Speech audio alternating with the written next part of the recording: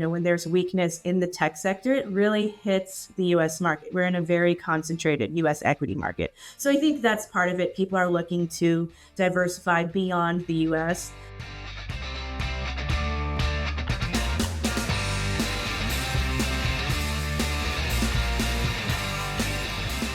All right, joining me will be Craig Ebeling, head of ETF Strategists at Fidelity Investments, who, of course, is a top 10 ETF issuer, currently 75 ETFs, about $150 billion in assets. And Craig sits in a very interesting role because he works with Fidelity's portfolio management team, their product development team, and their distribution team to help educate Fidelity clients on ETFs. And so that obviously places him in the perfect spot to observe and analyze key ETF trends. And that's exactly what we're going to discuss this week. I'm calling this sort of an ETF State of the Union because Craig is going to highlight some of these key trends and themes that he is seeing right now and offer a few thoughts on where he thinks things might be heading as well. And I'll tell you, he has some data regarding financial advisor ETF usage that I'm really interested in hearing more about because we know how big of a driver financial advisors are in dictating ETF flows and trends. And so we'll get into that as well. This should be a great conversation, again, with somebody who knows the ETF space inside and out. Now, to start this week, I'll be joined by Roxanna Islam, head of sector and industry research at VettaFi. And speaking of key ETF trends and themes, a very big one right now, which I'm sure I'll touch on with Craig as well, is the growing interest around international equity ETFs. This category actually just took in record inflows in January. And I was looking this morning, February is already off to a fast start. And of course, this follows record inflows last year. And so Roxanna and I are going to dive a bit deeper into this story. She has all of the latest flow data around international equity ETFs. We're going to discuss what's been driving the outperformance in international stocks over the past year or so, which, of course, that has helped drive those record inflows. And then we're also going to open up the ETF toolbox a little bit and spotlight a handful of ETFs outside of the big, broader-based ETFs that most of you are already familiar with. As always, questions or comments, you can find me on X at Nate Geraci, or you can go to etfprime.com. So let's start this week with VettaFi's Roxanna Islam. Roxanna, always a pleasure. Thank you for joining me. Yeah, thanks for having me, Nate. Always great to be here. So do you like this recent shift, being able to talk about international stocks in a positive light after years and years and years of them being in the gutter? I feel like it was always so negative on here when I would cover international stocks. I felt like I was always talking about why they were underperforming, when they might turn around, if ever. I feel like this is a nice breath of fresh air, at least for me. How do you like this? No, it's definitely interesting to talk about something new and a new sort of regime shift that's happening here. All right. So international equity ETFs, they really started to become a bigger story last year. I just noted how 2025 was a record year for inflows into the category. But this momentum has clearly carried over into this year. And I guess to start, do you want to offer some of the flow data you have here just in terms of what we have seen over the past 13 or 14 months?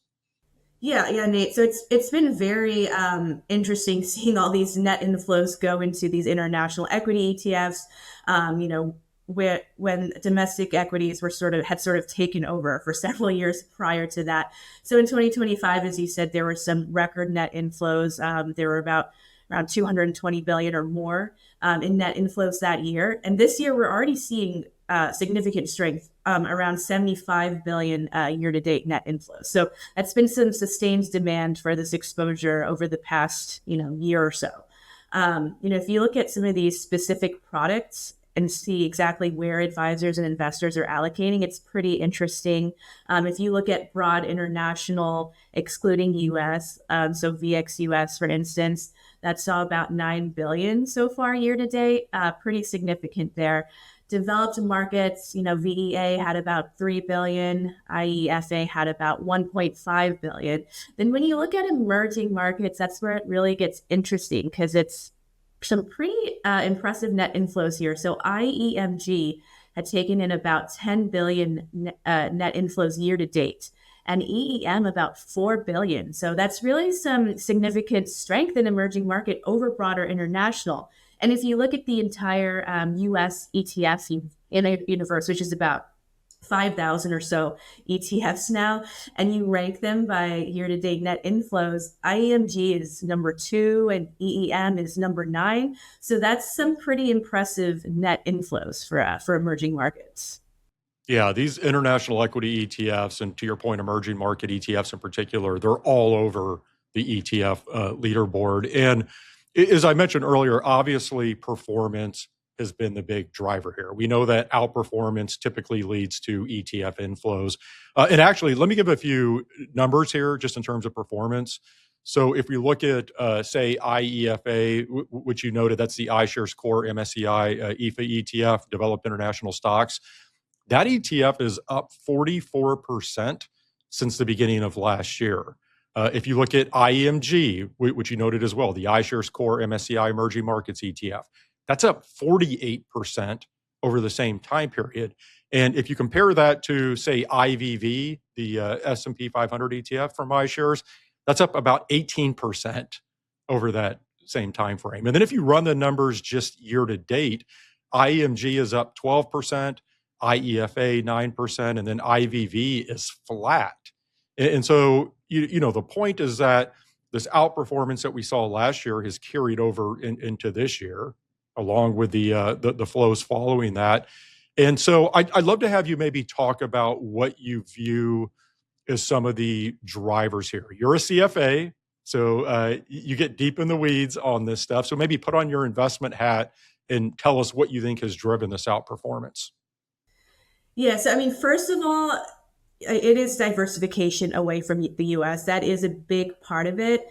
We've seen many times already, when there's weakness in the tech sector, it really hits the US market. We're in a very concentrated US equity market. So I think that's part of it. People are looking to diversify beyond the US. But obviously, there are some more fundamental drivers underneath these trends in international. One of those is the US dollar. We have seen a weaker US dollar since the beginning of 2025. It's been down around 10%. And that is a real tailwind for international exposure, especially from a US investor perspective.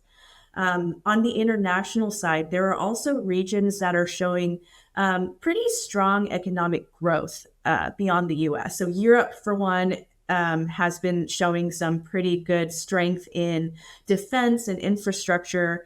We've all heard about some of the strong spending plans in several of the European countries.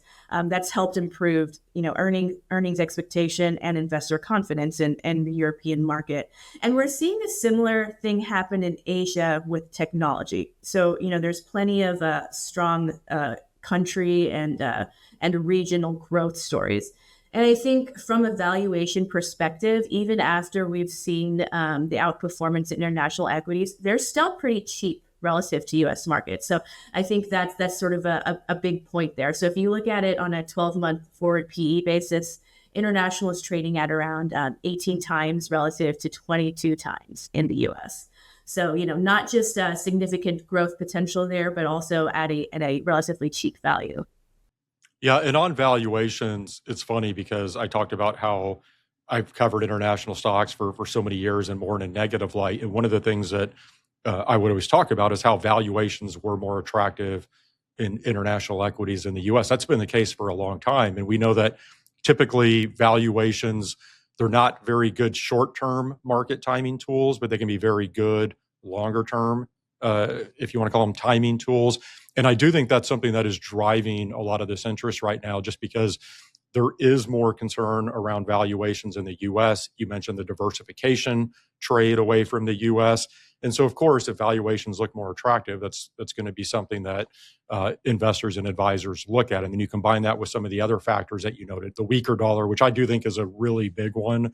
I think that the weak dollar, if you look at the correlation between a weaker dollar, and then the outperformance of international stocks, that typically always holds. So I think to your point, there's a lot of things that have come together, but the fact that valuations are more attractive overall, certainly is like the icing on the cake here.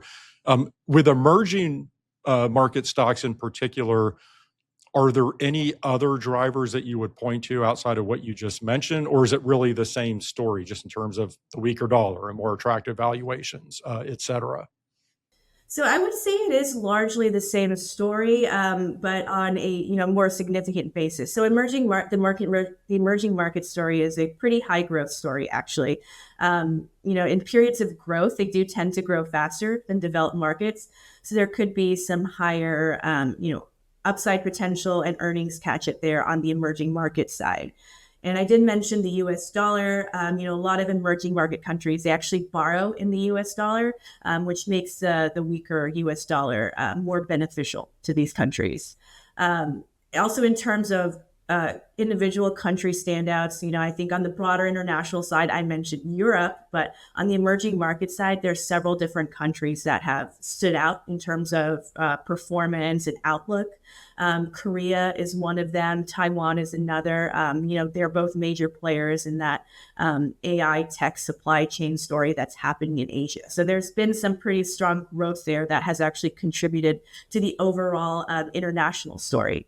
And then, going back to valuations, when you look at emerging markets, they're actually even cheaper than broader international. So they're trading at about 14 times 12-month forward PE.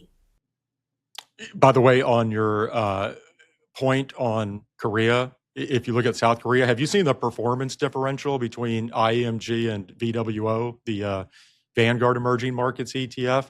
If you go back to the beginning of last year, IEMG has actually outperformed VWO by 13% or so. And if you look under the hood, a big reason for that is because VWO doesn't have any exposure to South Korea, because Vanguard, or I guess the index they're using, FTSE, they consider that a developed market. I guess my point being, that's another good reminder to look under the hood of whatever ETF you're using, or look at all your options out there, which I guess on that note, we've talked about the flows into IEMG and EEM, basically investors flocking towards some of the biggest emerging market ETFs out there. But there are other ways to access emerging markets through ETFs. And I'm curious, are there any in particular that stand out to you right now? Again, just beyond the most popular ones that everybody looks at. Yeah, and I'll mention a few, but there are actually a lot, like you said. So if you look beyond the large iShares and the large Vanguard products, there's well over 100 of these, and it doesn't even include single country ETFs. These are just emerging market ETFs. So very interesting there. But I did want to bring up a segment that was pretty interesting to me in terms of performance. I guess I'll call it democracy tilted emerging market ETFs. Although all of these, they sort of have a different name for it, and then they define their methodology differently. But across the board, it's sort of the same, basic idea that countries with higher human rights or political freedom have a better chance of growth and success. So I'll bring up 4 ETFs, and I'll name those in a second. But 3 out of the 4 of those ETFs actually have had performance over 50% in 2025 compared to broader emerging markets, which is in the high 20% to low 30% range. So very significant outperformance last year. And so far this year, all 4 ETFs are returning high teens to low 20%, while broad EM is in the low teens. So still that outperformance continues. So I'll talk really briefly about these 4 ETFs that I see in this category. So the first one is the Freedom 100 Emerging Markets ETF. That's ticker FRDM. Freedom, great ticker there. This is actually very surprising to see that how large this one is. It's actually around 2.7 billion in assets. So pretty significant there. It uses quantitative personal and economic freedom metrics to select and weigh its holdings, and it avoids autocracies. You also have OAEM, which is the 1% Emerging Markets ETF. Similarly, this ETF uses some proprietary value-based screening to, select investments that will make an impact on the world. They also exclude companies that could potentially harm their stakeholders, and they have some strict policies and guidelines for investing in China as well. First Trust actually has two that are actually pretty similar under the hood. It's FTHF and EMDM, and they both use guidelines and scoring from a nonprofit called Freedom House to select and weigh their constituents. So FTHF uses something called a human dignity score, and EMDM uses something called an electoral democracy score. So essentially what these all end up looking like. So you apply their individual methodologies and it becomes, something that's heavily tilted towards countries like South Korea and Taiwan, which I already mentioned have performed really well recently due to their tech exposure. And that's definitely contributed to some of the outperformance of these ETFs relative to broader EM. And also, interestingly, these ETFs have no exposure to China. In contrast, if you look at some of the ones I mentioned earlier, like IEMG or EEM, they have close to 25% China, and that's their top geographic exposure. But I will add that it's not the same as an emerging market ETF ex China, because there's a bunch of those out there. These all have proprietary weighting methodologies, so there's other significant differences. I'll point out Freedom again. So the Freedom ETF, its second largest geographic exposure is Chile, which it has 18% in. That country has less than 1% exposure in both IEMG and EEM. So, we're talking about significant difference in weightings with these methodologies. It's not just something that excludes China. Well, and I think that it goes back to what I was saying earlier, just with VWO and IMG, and that you have to look under the hood. And I think if we continue to see emerging markets run, there is some real opportunity here for outperformance, because there are some very interesting products on the market. The ones you walked through, I think, are excellent examples. Which, by the way, I have to note the Freedom ETF. I think as I look back on like the last however many years, 5 to 10 years, that's one of my favorite ETF success stories. I don't know if you've ever talked to Perth Toll, who's behind that, but this is somebody, an entrepreneur who could not be more passionate about this Life and Liberty Index business that she put together. And then that ended up turning into this ETF, and to see it with whatever you said, $2.7 billion in assets. I absolutely love that. But I think there's a fairly long runway here, going back to what I was saying, that if we continue to see outperformance from emerging markets, you're going to have a bigger pool of investors look at these products. So it's really interesting. You mentioned a single country ETF. So let's say investing directly in, say, South Korea or Taiwan. Are you seeing any uptick in interest or inflows around these types of ETFs? And I guess, how do you think investors should think about allocating to single country products? Yeah, so there's been a bit of interest in single country ETFs like Korea, and then Taiwan is another one I mentioned earlier. Korea in particular has seen some significant interest since last year, and it's largely due to performance, as we mentioned. Pretty impressive. I actually wrote a note on it earlier this year, but if you look at the largest Korea ETF, which is iShares EWY, it's actually up over 90% in 2025.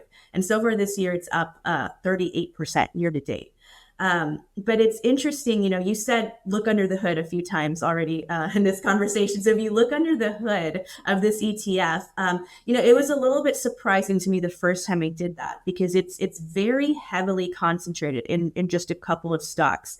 So, and they happen to be semiconductor stocks. So Samsung and SK Hynix, they make up almost half of the ETF's weight, 47% of its weight. So it's doing well because of these two stocks, but that is a lot of single stock risk within an ETF. It's a similar story when you look at Taiwan. iShares EWT is the biggest, and that's up around 15% year to date. It has about 25% exposure to TSM, which is another semiconductor stock.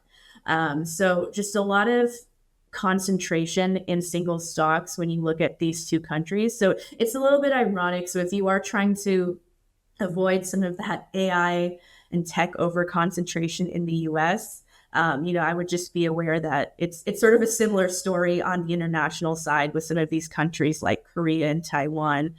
Their economic story is very heavily dependent on the tech and AI story as well. Although I will mention with Korea, I have been seeing some other tailwinds sort of emerge. It's pretty interesting because last year we actually saw two new Korea ETFs launch. Actually one new Korea ETF and one that has a significant exposure to Korea. And they're in the defense space. Defense is growing not just in Europe, but also in Korea and Asia. So, one of the ETFs that was launched last year is ticker KDEF, KDEF. And that was launched by actually a Korean asset management firm called Hanwha.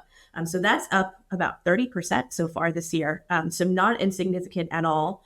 Wisdom Tree also launched a suite of global defense ETFs, including WDAF. So that's the Wisdom Tree Asian Defense Fund. So not particularly Korea, but Asian defense. And it does have a large exposure to Korea. It's actually 44%, so almost half of the ETF weight. So some interesting growth avenues there outside of tech, but it's still largely a tech and AI story with these.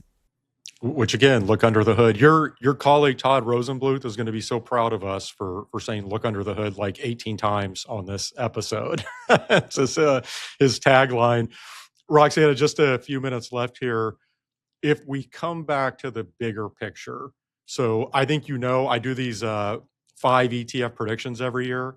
And one of my predictions for this year is that international equity ETFs would smash their record inflows, which I'm obviously feeling very good about that at the moment. But what type of opportunity do you see here moving forward? Like how big of a shift could we ultimately see? And let me caveat that by saying I'm not expecting, say, the Vanguard S&P 500 ETF to be supplanted from the ETF leaderboard or anything like that. I think we're going to continue to see flows go into products like that. But what type of runway do you think is here for international equity ETFs moving forward? Yeah, I think it's some significant growth that we can see, especially given the flows that we've already seen so early in the year. I think we could easily beat some of the records that we saw last year. If we assume that investors were already underallocated to international, particularly emerging markets, I think flows will continue to follow performance as they sort of catch back up this year. And, some of the tailwinds that we talked about are very important. And I think it's mainly that overconcentration in U.S. equities and U.S. large caps, especially since we've seen some early market reactions to tech weakness already this year. I will say I think there's still some reluctance to invest in internationally, even after seeing some of the performance this year and last year. We had a December market outlook symposium here at VettaFi where we had a survey where we asked advisors, what they thought was their biggest barrier to increasing client allocations to international equities. So only 17% said there were no barriers to increasing. Things like geopolitical risk and currency risk were only 20% and 7% respectively. But actually the largest answer choice was long-term performance versus U.S. equities is holding them back. And that's 44% of them actually picked that answer choice. So that was very interesting to me. And I think as, these performance trends continue, obviously we'll see some flows follow. And I imagine if we ask that again at the end of this year, that 44% number would be significantly decreased. That's great data. And I think that aligns with just how I view things. I've talked about this before, but the way that I would lay this out, if we go back over, just say, the past 10 years or so, particularly financial advisors, because of the underperformance of international equities overall, they continue to slowly overweight towards U.S. equities. And I think there was a real home bias to where if you looked at the composition of portfolios, say, in 2024 or 2023, they were way overweight U.S. And the reason for that is if, let's say, in 2015, you were an advisor that had, I don't know, Roxanna, 30, 40, 50% of your equity exposure in international, guess what happened? You started getting really nasty phone calls from your clients or nasty emails saying, why are we underperforming so much? I see U.S. stocks running ahead. We own all these international stocks that are basically dead money. And so the incentives for advisors the incentive was basically to get out of those international equities and continue to overweight US. And I think that's what they did. And I think certainly even on the retail side, we saw a lot of that where retail investors just continue to pile into what's working. But now that we do have this period of outperformance, and it's still early, right? We're talking about a year and a half of outperformance. That's very short term in my mind. But if it continues, you're going to have the same dynamic with advisors where ultimately clients are going to start asking, why am I underperforming? I see international stocks running ahead and we're overweight US stocks. Like I said, this year we're flat so far. And so I do think there's some real drivers there. I think there's a powder keg that if this outperformance continues, we're going to see monstrous flows into international equity ETFs. So point being, a long-winded way of saying I agree with everything that you noted there, and that aligns with the data that VettaFi has. And I agree, if you take this poll, say in 3 months or 6 months from now, you're going to see a change there, unless international equities just fall off a cliff. But in any event, Roxanna, I always enjoy hearing your perspective. Excellent insight as usual this week. Thank you very much for joining me. Thank you, Nate. Great being here. That was Roxanna Islam, head of sector and industry research at VettaFi. Exchange is more than a finance conference. It's a community. The insights, connections, and strategies you'll gain will last long after the event ends. Join us for the most valuable few days of your year. Exchange 2026, March 15th through the 18th in Las Vegas. Visit exchangeetf.com to register now.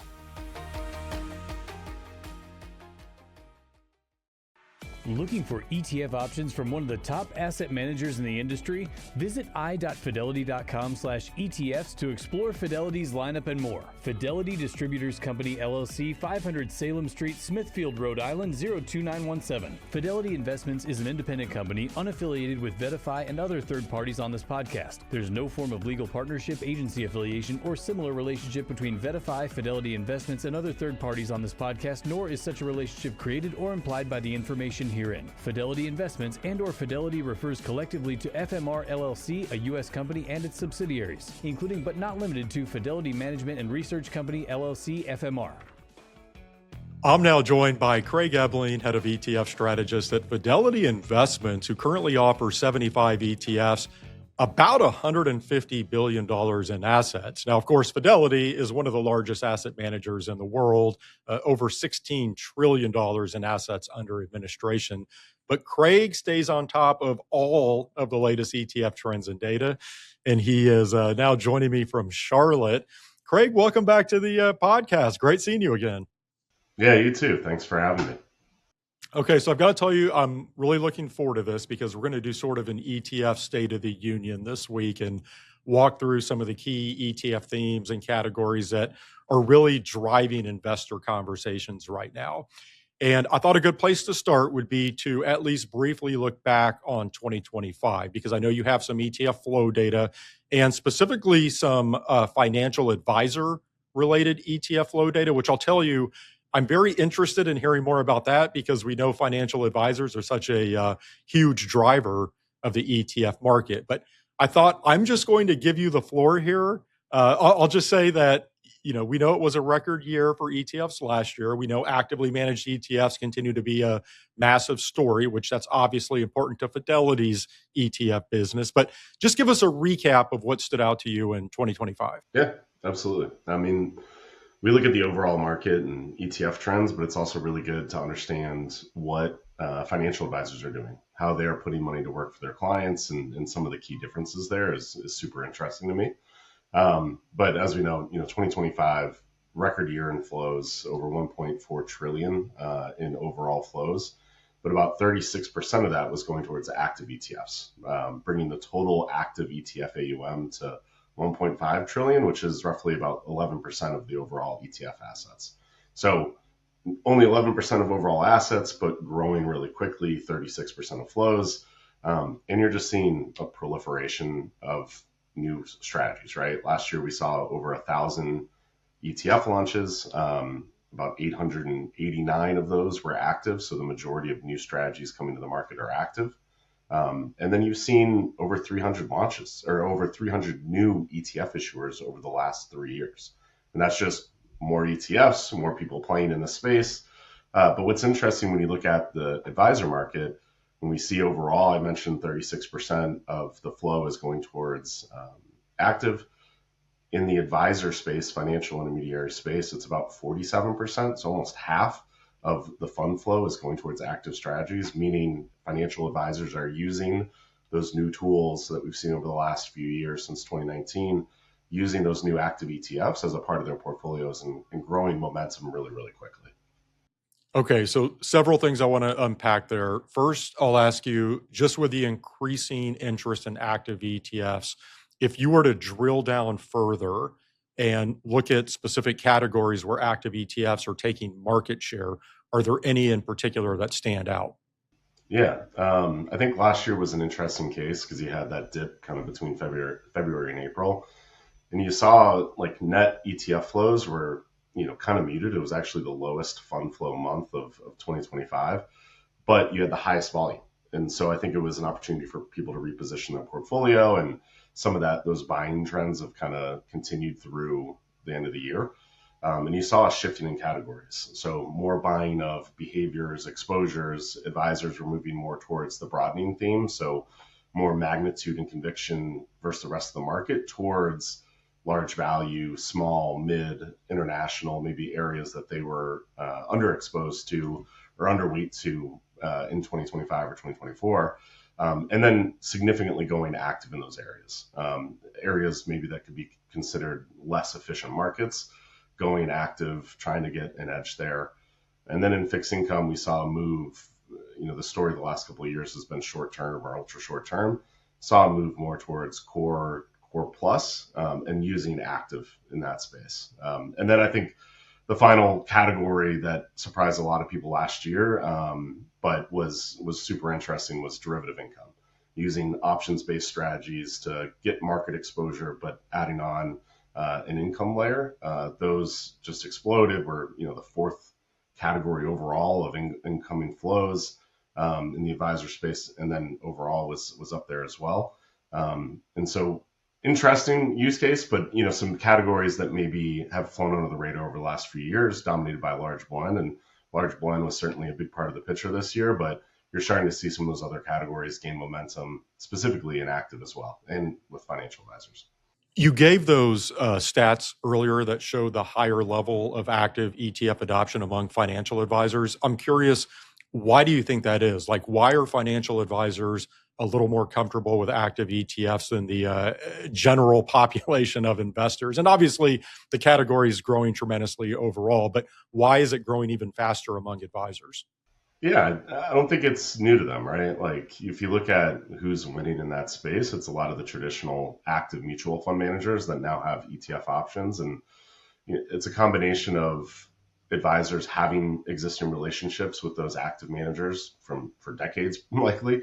And then two, they have the tools, right? Whether it's an independent broker dealer or a wirehouse or an RA, they have the due diligence tools and have for a while, and have the know-how, the technology, and support to be able to discern between skill versus luck, right? And pick a active manager that's going to deliver what they want. And I think that expertise there is a value add that they can bring, and understand kind of the value of, hey, you might need to pay a little bit more for an active strategy, but I know what I'm getting out, and I know how to evaluate the 1,000 new active ETFs that there are. They should have the tools to be able to say, hey, this one is going to give us the exposure, or is going to give us the right return versus risk reward, kind of risk versus return reward that we're looking for our clients, because they've been doing that. And it's a value add over maybe doing it yourself, right? Because we see less adoption in the overall retail market. You mentioned perhaps having to pay more for an active strategy. One of the things that I know very well about many financial advisors is that they do focus on investment costs, right? They're looking at fund fees.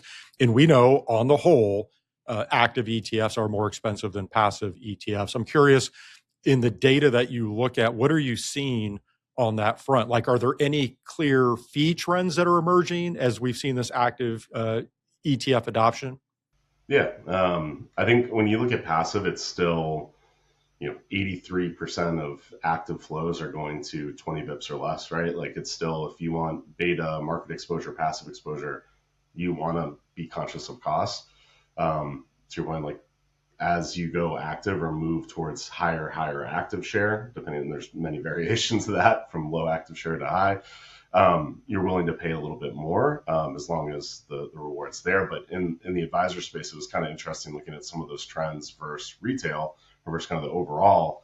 Overall for advisors, the sweet spot was about 20 to 40 basis points for active ETFs. So 46% of the flows were going there. The second was 40 to 60, about 25%, which mirrored overall a little bit. The biggest difference was in the overall market, about 20% of flows were going to ETFs that had an expense ratio of 60 basis points or more.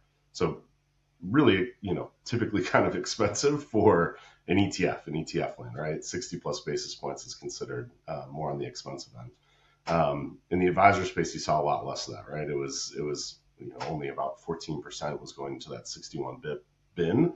And very different use cases, I think. You saw some interesting things in that bin, but you can tell based on the data that advisors are fee sensitive for their clients, their fiduciaries, but there is a sweet spot where that active ETF adoption is growing, and it seems to be that 20 to 40 basis point window. Everything outside of that doesn't seem to be trending as much. So with that in mind, who are the types of ETF issuers that are primarily benefiting from this rise in active? And I know obviously Fidelity had an excellent year with its ETF lineup. But in general, what does a successful active ETF issuer look like right now? Fees clearly are a part of that, I would think, being competitively positioned. But what else? Yeah, I think you've seen a couple areas. One is where there's value add active strategies, right? Where you have a demonstrated track record of expertise, where you have a track record, whether it's the portfolio management or the firm has been known as an active manager. And you're seeing a lot of those firms that are being adopted in the active ETF space. And a lot of that is because those are the firms that are putting resources towards their ETFs, right? They've built out an ETF team or have had one, Fidelity specifically. We've been in the ETF space for over 20 years, been active managers for over 80. So it was a natural transition to be an active ETF manager because you have the technology, the piping, the people and know-how to make that happen. And those firms, and that seemed to be a trend of what's growing, is firms that are putting the resources. It's not, we use the term a lot of like ETF tourists, where they're like, hey, we'll throw some ETFs out there and see what happens. And Bill from accounting, 5% of his time will be on the ETF team. Sally from ops, 5% of her team will be on the ETF team. It's the firms that really build out a dedicated ETF space and are tourists. And then I think there's kind of two types of strategies that are, at least in the equity space, we'll start there, that are gaining a lot of steam. It's high active share strategies that have a demonstrated track record of success. So I think about our blue chip growth strategy, which has been a mutual fund for decades and has incredible success in that space, beating its benchmark. That's gained a lot of adoption. And then I think where you see additional adoption is maybe lower tracking error active, where more systematic active equity strategies that are looking to look like the index when it comes to maybe tracking error, kind of a risk profile, but using the active ETF vehicle to be more discerning with what they own, trade actively. And we're seeing that with our enhanced strategies, our enhanced ETFs. And then on the fixed income side, it's categories, right, where you think you can add value. So we're seeing a lot of traction in municipal bonds, core plus bonds, intermediate core plus strategies are growing significantly in the active space. And then third is options-based strategies. You need to be active if you're managing options to be able to react to market conditions. So in the hedged equity space, in the derivative income space, getting yield, we're seeing a lot of growth of traditional active managers bringing strategies to that space. And I think it's because of the long-term expertise and then applying it to a vehicle that we have some experience and dedicated teams to. When you look at the flow data, it does seem like investors and advisors are piling into the largest active ETFs and the largest active ETF issuers.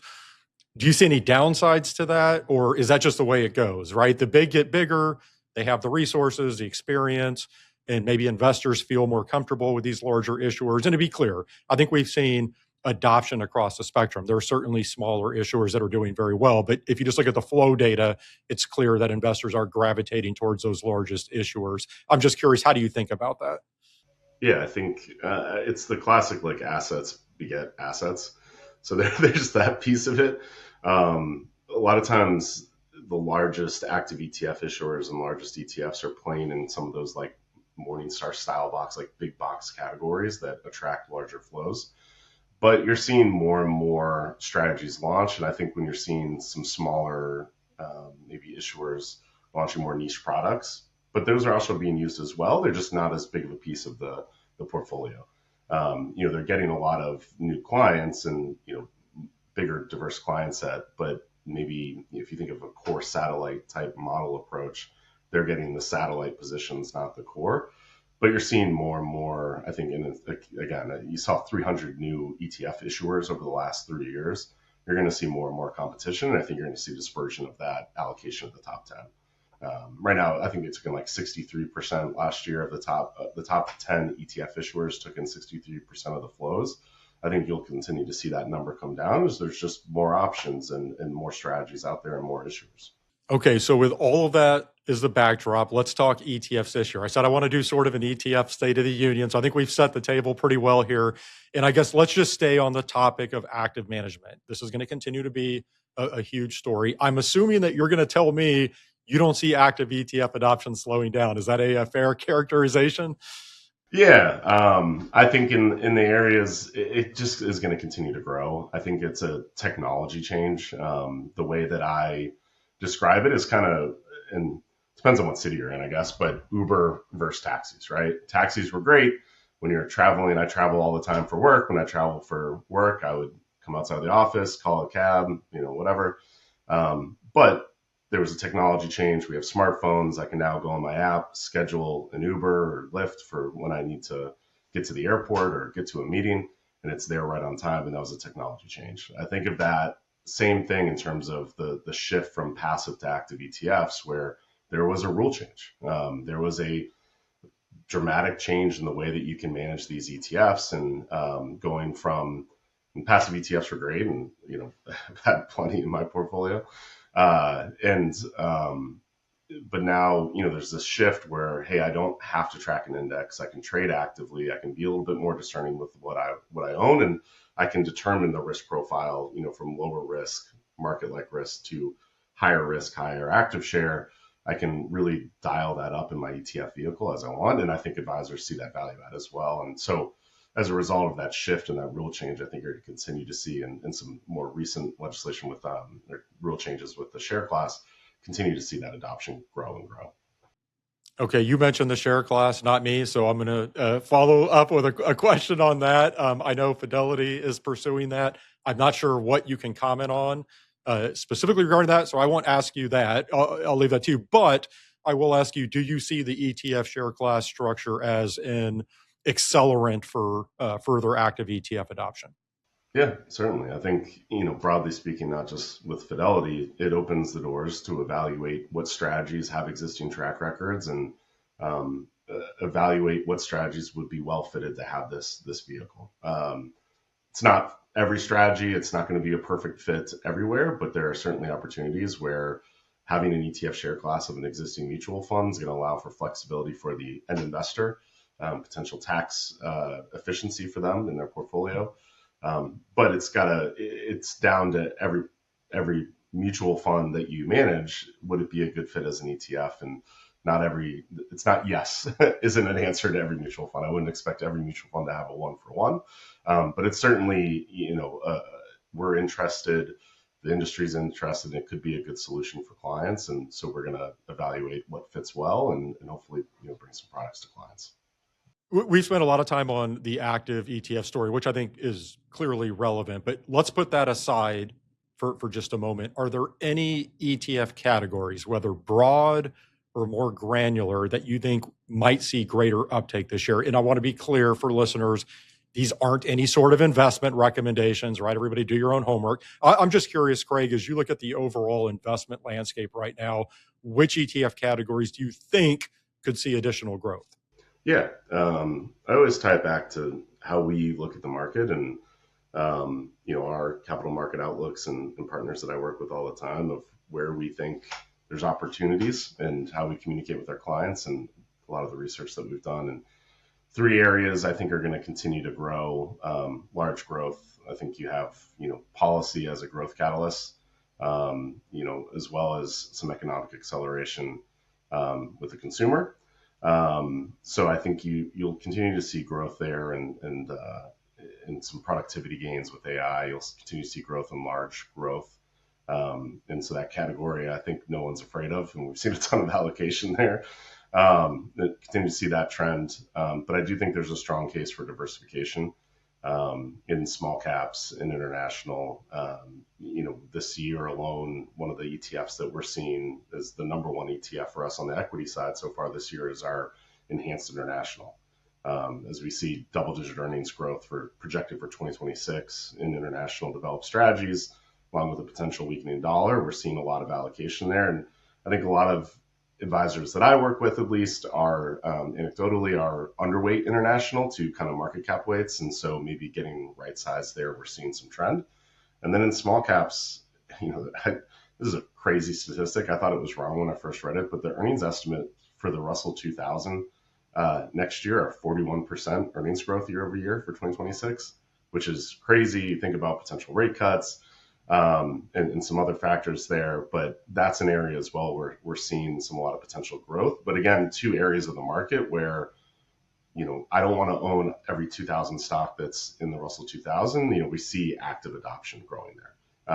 Where, in those less efficient markets, we want to take part in that diversification play and part of that earnings growth, but selectively. And then, third, I would say is I think options-based strategies are going to continue to grow significantly, whether it's hedged equity, which we're seeing trend a lot this year, kind of providing some downside protection, give you some market, but there's some wariness, right? Using options to give some downside protection, or whether it's gaining yield if you think you're going into a decreasing rate environment, being able to lock in a healthy yield using an option strategy. I like how on the small caps you brought it back to active management, which is clearly the theme of our conversation. Let me ask you this. Actually, in my previous segment, we spent a lot of time discussing international equities and international equity ETFs. And I think you hit the nail on the head in that. I think if you look over the past 10 years, I'm not going to go through my full diatribe that I did earlier, but I think where we have ended up today is advisors and investors overall are significantly underweight international. But we've now had this period of, say, 13, 14 plus months of fairly substantial outperformance. You look at valuations, certainly look more attractive. You mentioned the growth rates looking attractive. You have the weaker dollar. I guess two questions for you. One, what are you hearing in conversations that you're having with Fidelity clients regarding allocating to international? And then I'll tee this up for you. Talk about active management in international. Yeah. So, if you go back 3 years, like 2024, the earnings growth, Fidelity fundamentally believes that prices typically follow earnings, and earnings growth is important to sustain a healthy price return. If you go 3 years ago, 2024, the earnings growth in international developed and the EFO was 1%. I think this year was about 6%. Next year, projecting about 11%. When's the last time you saw double-digit earnings growth in international developed? So there's certainly a case to be made that if prices follow, it's a good diversifier. As you mentioned, weaker dollar and not seeing necessarily that improve. And when there's a weaker dollar, international markets perform well. And so a lot of clients that we work with are looking at that and saying, okay, well, I'm underweight and maybe I need to be more diversified. And I think a lot of people we worked with last year, there's a handful that had a healthy diversification, but there's also plenty that weren't. And look at the returns that we saw in international developed last year, and we're like, we missed out. And so reevaluating that allocation, and we're not making the case to say, hey, be overweight international, but maybe get closer to market weights, which, anecdotally, the majority of clients I talk to aren't close. They're way overweight US, which to be fair has worked over the last 10 years. So you can't get mad at it. Clients are not mad about that. And then when we get into international markets, again, just like small caps, when you buy the EFA as an example, you get some really good names. You get some okay ones, but you absolutely get some bad names as well, or state-owned entities that aren't capitalists or trying to, their number one concern isn't getting returns for their shareholders. It's to provide a service to the people of X country and so on. And so there's a good opportunity to say, hey, I want to tweak my exposure and own the good names and maybe drop the bad ones and have the opportunity to be active and a little bit more discerning. And then the second part, I think, with the active ETF vehicle is being able to have a custom creation redemption basket and be able to react to the market on a daily basis, be able to trade actively, use the best idea today, not from a quarterly rebalance 3 months ago. And so that opportunity set, I think, gets even better when you lace in active management. And we see it on the mutual fund side with international capital appreciation has trended really great the last few years and garnered a lot of advisor or investor interest. And then our enhanced international FE&I is just exponentially grown because it provides that low risk profile with the overlay of systematic active management. Just a couple of minutes left here. So I also wanted to ask you about derivative income strategy. So again, when I asked you about potential categories for growth, you mentioned just that large growth will continue to run. We've talked about the diversification opportunities with international and small caps, but then you mentioned options-based income ETFs. And I know last time you were on here, we talked a lot about this category. I'll just give you, again, a broad question here. I mean, do you have any new thoughts on this space? Clearly, you're expecting further growth ahead. Anything that investors should be thinking about here? Yeah, a couple of things. I think you're going to see a lot of growth continue there. As for two reasons: one, rates coming down, people are going to look for other areas for income, and having a derivative income strategy that is options, right? It's math. We can give you a return and a risk profile of, we call it the S&P 500, while generating income through calls. Or I think, and the second piece is I think there's a lot of maybe some market uncertainty of like, hey, when is there going to be a pullback? And we're anticipating that a little bit. And so we're seeing hedged equity strategies being used. We're using puts to provide downside protection, but without taking you out of the market, right? But my one kind of caveat to that is that there's a ton of new strategies there. There are many different strategies existing and a lot of different ways that they go at it. And you're seeing some crazy yield numbers. And I think you're seeing some flow there without necessarily understanding like the risk on the other side of it. Yield isn't free, so understanding the risk, but I think doing the due diligence and understanding the underlying strategy and digging in a little bit into the options and meeting with whether it's your wholesaler or the PMs to kind of really understand what's going on.